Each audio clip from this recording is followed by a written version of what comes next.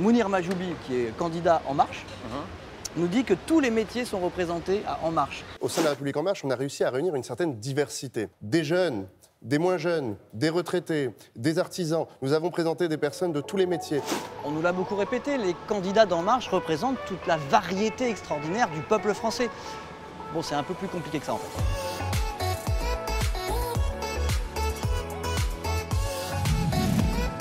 Le mouvement En Marche nous répète que ces candidats représentent la diversité de la population française.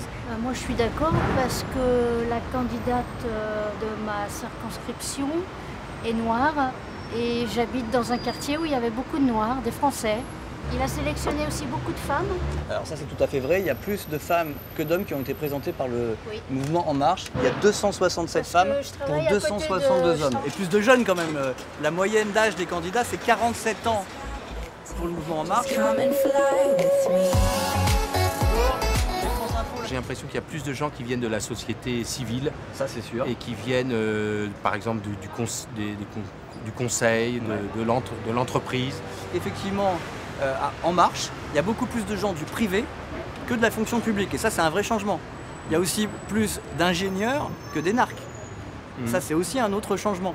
Par contre, il y a un renouveau qui n'arrive pas, c'est celui d'intégrer des gens qui viennent de milieux plus défavorisés. Il y a 68,6% des candidats En Marche qui viennent des classes supérieures, 23% qui viennent des classes moyennes et 8,8% des classes populaires.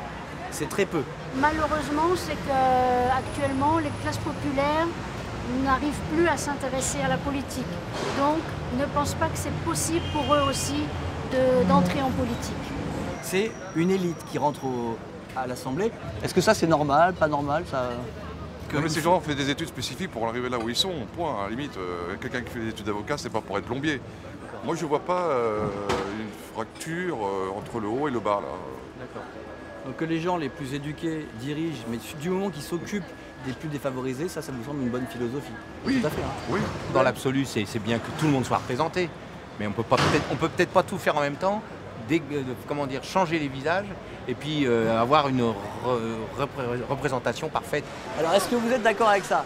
Est-ce que Emmanuel Macron n'avait pas le choix, qu'il ne pouvait pas tout faire en même temps et que donc les milieux populaires ont été un peu oubliés? Un ouvrier, 25 avocats. Le renouvellement, il est clairement sur plus de femmes, plus de jeunes. Il n'est pas vraiment en termes sociologiques, mais en termes de classe sociale. Je vous invite à aller vous abonner à ma chaîne YouTube qui s'appelle l'Instant Détox. Et là, vous ne raterez plus un seul Instant Détox. Merci.